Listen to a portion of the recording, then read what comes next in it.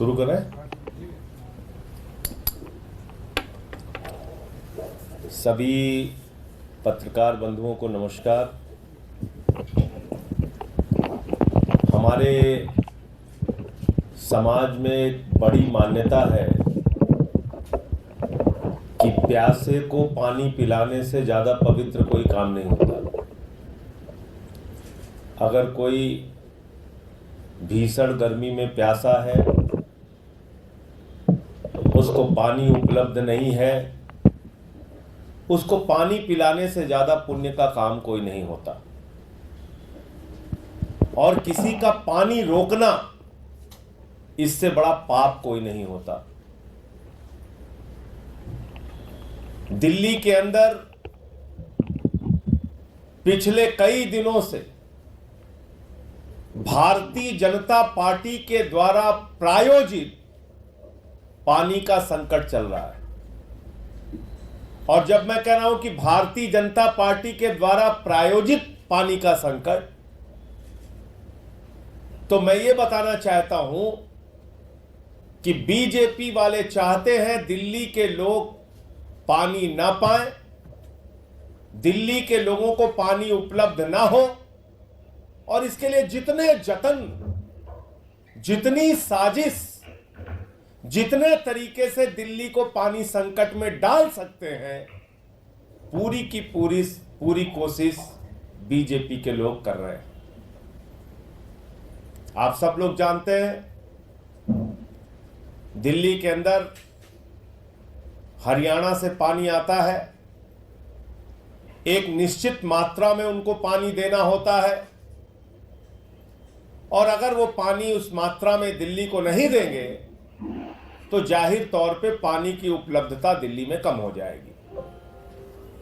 और एक रिपोर्ट भी हम लोगों ने पहले बताई थी कि पानी कितना कम दिल्ली में दिया जा रहा है। मैं एक एक करके उसको पढ़ देता हूं। 6 जून को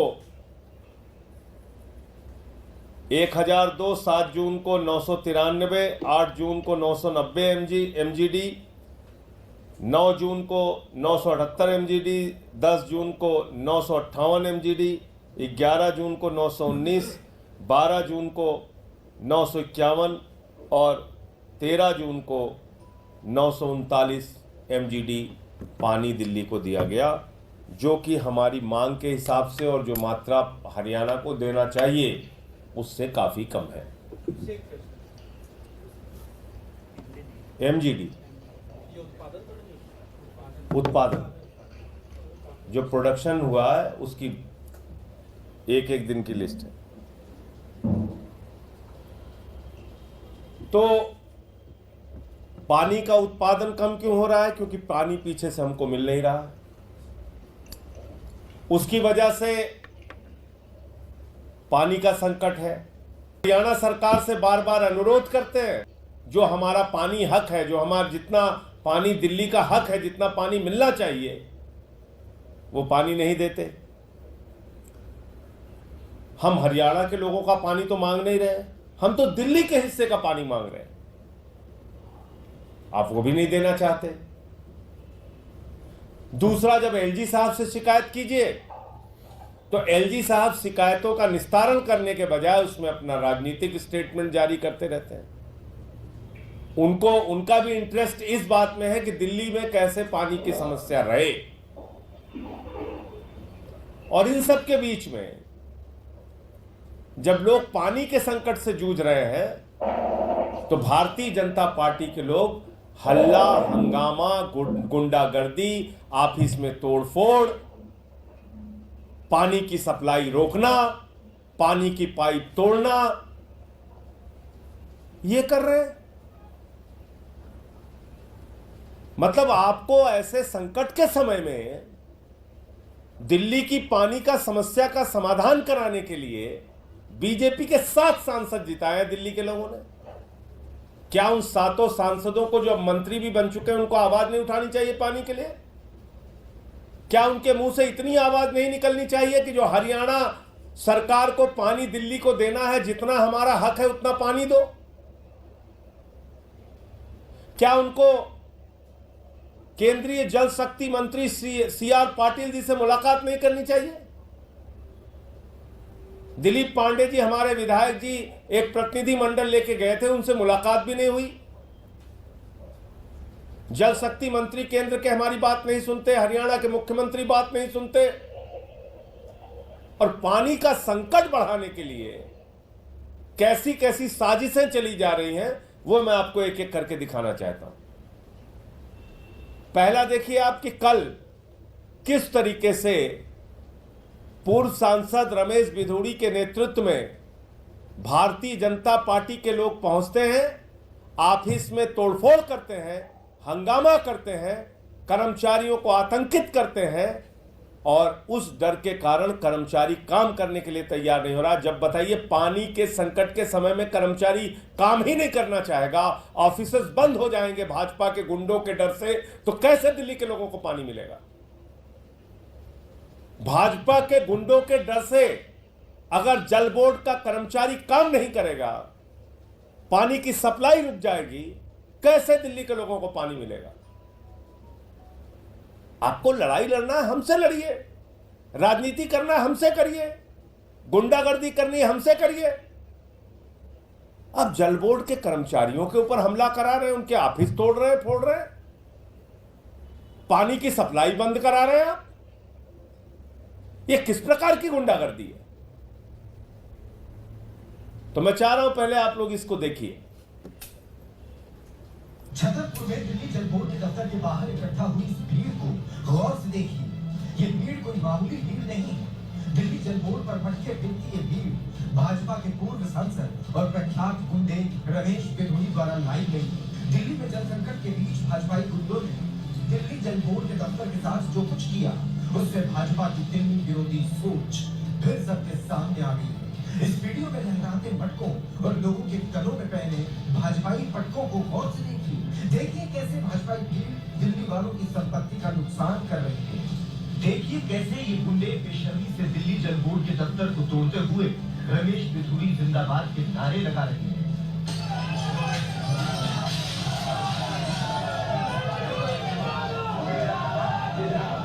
और सबसे गौर करने वाली बात ये कि इस भीड़ को उकसाने वाला कोई और नहीं बल्कि बीजेपी का पूर्व सांसद रमेश बिधूड़ी। गौर से देखिए, बिधूड़ी खुद भीड़ में खड़े होकर बेशर्मी से अपने गुंडों को उकसा रहा है। Ramesh Bidhuri full proof plan बनाकर अपने गुंडों के साथ जल बोर्ड के दफ्तर में घुसे। इनका मकसद साफ था, दिल्ली में जल संकट के बीच दिल्ली में पानी की कमी को और बढ़ाना।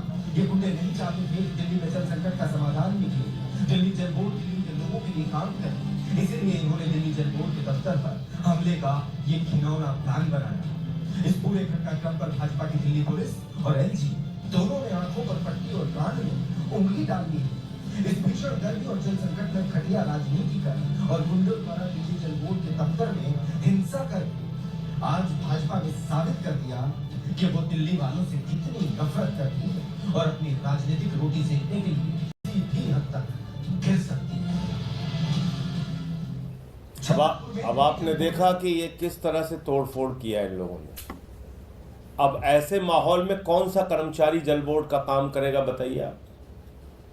कैसे लोगों को पानी सप्लाई मिल पाएगी? और इतना ही नहीं, आगे एक वीडियो में आपको और दिखा रहा हूं कि क्या क्या काम करते हैं लोग दिल्ली के अंदर पानी का संकट पैदा करने के लिए।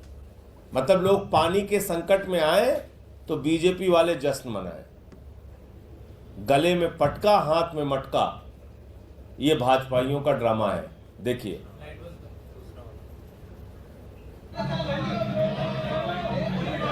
नहीं, एक जो वीडियो कल घनश्याम का बना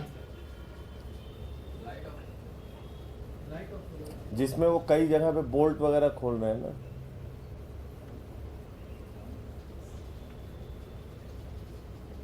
चलिए वो भी मैं भी दे दूंगा आप लोगों को। तो ये कुल मिलाकर इनकी असलियत है कि ये दिल्ली के अंदर आज बीजेपी पानी की समस्या का समाधान कैसे हो इसके लिए नहीं, बल्कि पानी का संकट कैसे और बढ़े इसके लिए काम कर रही है। तो ये LG, भाजपा और हरियाणा की सरकार द्वारा बीजेपी के द्वारा प्रायोजित पानी का संकट है। अगर हमको पानी की सप्लाई पूरी मिलने लगे, पूरा पानी का हक जितना अधिकार दिल्ली का है वो मिलने लगे, तो किसी भी हालत में पानी की ये जो समस्या है इसको काफ़ी हद तक कम किया जा सकता है। तो मैं सिर्फ ये बताना चाहता हूँ कि आज जवाबदेही भारत के प्रधानमंत्री की, गृह मंत्री की, भारतीय जनता पार्टी की भी दिल्ली के लोगों के प्रति है। 7 सांसद आपके जिताए हैं, 2-2 मंत्री आपने यहाँ से बना दिए। अगर आप ये बर्ताव करेंगे दिल्ली के लोगों के साथ, और आपकी हरियाणा की सरकार ये बर्ताव करेगी कि पानी नहीं देना है, दिल्ली में पानी की समस्या पैदा करके रखना है, तो निश्चित रूप से इसको लेके हम लोग अपनी आवाज़ भी उठाएंगे। और ये बड़ी आश्चर्य की बात है कि इतनी बड़ी घटना होने के बाद अभी तक किसी पे कोई कार्रवाई नहीं हुई। ये तोड़ फोड़ हुई, कार्यालय तोड़ दिया गया, सरकारी संपत्ति का नुकसान किया गया। इनके बारे में न प्रधानमंत्री जी बोलेंगे, न गृह मंत्री जी बोलेंगे। अभी किसान आंदोलन करने लगे तो उसको आतंकवादी, खालिस्तानी, पाकिस्तानी सब बना देते हैं।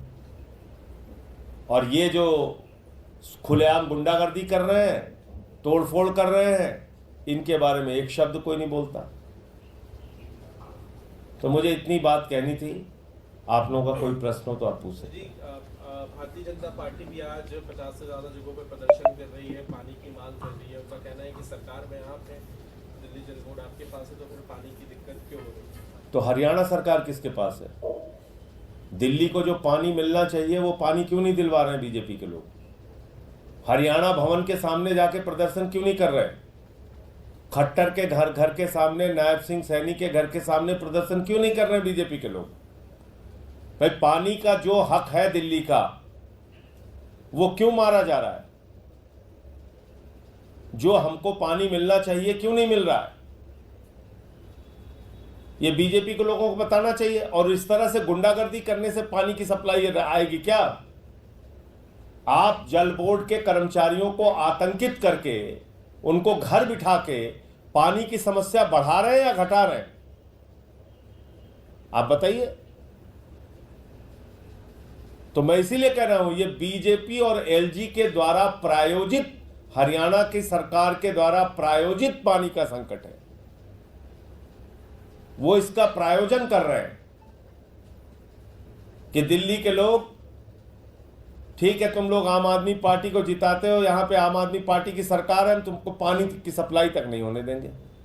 तो ये तो पाप है ना, ये भाजपाइयों का पाप है। लोगों का पानी रोकना, इससे बड़ा पाप क्या हो सकता है? ये बीजेपी का पाप है कि वो पानी नहीं दे रहे हैं दिल्ली के लोगों को और पानी की सप्लाई रोक रहे हैं। आज एक दुर्घटना हुई है, एक बार फिर कंचनजंगा एक्सप्रेस थी, उसका एक्सीडेंट हुआ है और कुछ लोगों की मौत भी हुई। देखिए, भारतीय रेलवे की इतनी दुर्दशा हो चुकी है कि बड़े बड़े दावे किए जाते हैं। रेल मंत्री जी के समय में पहले की जो बालेश्वर की उड़ीसा वाली दुर्घटना हुई थी, वही फिर दोबारा रेल मंत्री बन गए। उनको किस बात का इनाम मिला मुझे नहीं मालूम, लेकिन जब भी आप रेल में यात्रा कीजिए, AC3 में, AC2 में, जनरल डिब्बों में, स्लीपर क्लास में, भूसे की तरह लोग भरे हुए हैं, जानवरों की तरह लोग भरे हुए हैं। उनके साथ जानवरों जैसा व्यवहार हो रहा है। छोटे छोटे बच्चे को लेके इस भीषण गर्मी में जिस तरह से लोग रेल यात्रा कर रहे हैं, ये साफ तौर पे दिखता है। और अभी ये जो घटना हुई है रेल एक्सीडेंट की, इसमें भी क्या होगा? कोई जांच कमेटी बिठाई जाएगी, 2-4-10 वक्तव्य दिए जाएंगे, बाद में सब लीपापोती करके खत्म। किसी की कोई जवाबदेही तो तय होती नहीं, ना मंत्री की, ना अधिकारी की। नीचे के 2-4 छोटे छोटे अधिकारी सस्पेंड कर दिए जाएंगे। तो ये सबसे बड़ा दुर्भाग्यपूर्ण मामला है। और मैं समझता हूं कि लोग इन बातों को अपने दिल और दिमाग में रखें और जब मौका आए तो इसका जवाब देना चाहिए। लोगों ने जवाब दिया भी है और भी मजबूती से इनको जवाब देना होगा। ईवीएम को लेकर तरह के सवाल खड़े हो रहे हैं। ईवीएम के कल जो एक खबर सामने आई थी कि ओटीपी की जगह पे टेम्पर करने की कोशिश की गई थी, चुनाव आयोग ने उसे खारिज कर लिया, उन पर सवाल उठा रहा है। देखिए, एलन मस्क जो जिसका गुणगान करते हैं ये लोग, बीजेपी के लोग और हमारे प्रधानमंत्री जी, अमेरिका जैसा देश वो कह रहा है कि भाई ईवीएम बंद होना चाहिए, क्योंकि अमेरिका में भी धांधली की खबरें ईवीएम को लेके आती रहती हैं समय समय पे। हम लोगों ने भी मांग उठाई कई बार, तो मीडिया भी हमारा मजाक उड़ा लेता है, चुनाव आयोग भी मजाक उड़ा लेता है, बीजेपी वाले तो बने ही हैं मजाक उड़ाने के लिए, तो मजाक उड़ाते हैं। इससे डेमोक्रेसी कितनी मजबूत होगी ये बताइए आप। अगर ईवीएम में एक नहीं अनेक बार ऐसी घटनाएं हुई कि बटन किसी दूसरी पार्टी का दबाया जा रहा है और वोट कमल को जा रहा है, क्या ये चिंता का विषय नहीं होना चाहिए? आप बताइए, ओटीपी का कैसे, उसके पास कैसे, जो कैंडिडेट है उसका साला था शायद, उसके मोबाइल पे कैसे जा रहा है? तो 48 वोट से उसको जीता हुआ आपने घोषित कर दिया। शिवसेना उद्धव ठाकरे के कैंडिडेट जो पहले जीत रहे थे उनको हरा दिया। एक बार 2200 वोट से जीते, फिर रिकाउंटिंग हुई 1 वोट से जीते, फिर रिकाउंटिंग हुई 48 वोट से शिंदे गुट के कैंडिडेट को जिता दिया। तो ऐसी कम से कम 80 सीटें हैं देश भर में जो संदेह के घेरे में है। माननीय सर्वोच्च न्यायालय में इसको लेकर याचिका भी दाखिल हुई है, और अगर इसका सही ढंग से, ठीक ढंग से अगर काउंटिंग हो जाएगी तो ये सरकार गिर जाएगी। ठीक ढंग से अगर काउंटिंग होकर निर्णय आ जाएगा तो मौजूदा बीजेपी की जो सरकार है, सरकार गिर जाएगी। कहीं लाइट बंद करा दिया फर्रुखाबाद में, वहां 2-2.5 हजार वोट से जीत गए। कहीं कोई हल्ला करा दिया, वहां जीत गए। कहीं कुछ हल्ला करा दिया, वहां जीत गए। तो ऐसी देश भर में 80 सीटें हैं जो संदेह के घेरे में है। उसमें महाराष्ट्र भी है, उत्तर प्रदेश भी है, बिहार भी है और भी राज्य हैं। तो मुझे लगता है कि ईवीएम पर अब कोई ना कोई सख्त फैसला माननीय सर्वोच्च न्यायालय को और चुनाव आयोग को लेना चाहिए, अन्यथा खबरें आएंगी, खबरें लिखी जाएंगी, भूल जाएंगे लोग और ये सिलसिला जारी रहेगा। संजय जी, संसद में जो महात्मा गांधी की मूर्ति है, बाबा अम्बेडकर की मूर्तियां हैं, उनको हटाकर किसी दूसरी जगह पर रखा गया है। गवर्नमेंट क्लेम कर रही है कि जो वहाँ पर एमपी आते हैं या विजिटर्स होते हैं उनके लिए विजिबल हो सके मूर्तियाँ, इसीलिए उनका स्थान बदला गया है। कांग्रेस कह रही है कि सभी को कैसी बेवकूफ़ी की बातें हैं ये बताइए आप। जिस जगह पे गांधी जी की मूर्ति थी वहां से तो दोनों सदन दिख रहा था साफ साफ। जहां पे अंबेडकर जी की मूर्ति थी वहां से साफ साफ पूरा सदन दिख रहा था, दोनों सदन दिख रहा था, दोनों पार्लियामेंट की बिल्डिंग दिख रही थी। तो यही तो बार बार हम कहते हैं, ना इनको राष्ट्रपिता महात्मा गांधी से मतलब है, उनको तो बार बार अपमानित करती ही रहती है आरएसएस और बीजेपी, और ना ही इनको बाबा साहब डॉक्टर भीमराव अंबेडकर जी से मतलब है। बाबा साहब का तो संविधान ही ये खत्म करना चाहते हैं। तो उनकी फोटो हो, उनकी तस्वीर हो, उनकी मूर्ति हो, जितना हटा सकेंगे, जितना तोड़ सकेंगे, जितना फोड़ सकेंगे वो काम करेंगे लोग। आपने देखा होगा नाटक प्रधानमंत्री जी का, पहले दिन उन्होंने संविधान को माथे पे लगाया तो मुझे याद आया कि जब पहली बार संसद में आए थे तो संसद को चूमा था और संसद छोड़ दी, नई संसद बना दी। आडवाणी जी का पैर बड़े सादर के साथ प्रणाम किया था, आडवाणी जी को छोड़ दिया। अब संविधान प्रणाम कर रहे हैं, हमको बहुत ज़्यादा खतरा उसी दिन से लग रहा है कि अब संविधान भी छोड़ेंगे, खत्म करेंगे। बार बार हम लोग कहते ही हैं इस बात को। तो ये भारतीय जनता पार्टी की मानसिकता को कहीं ना कहीं दर्शाता है।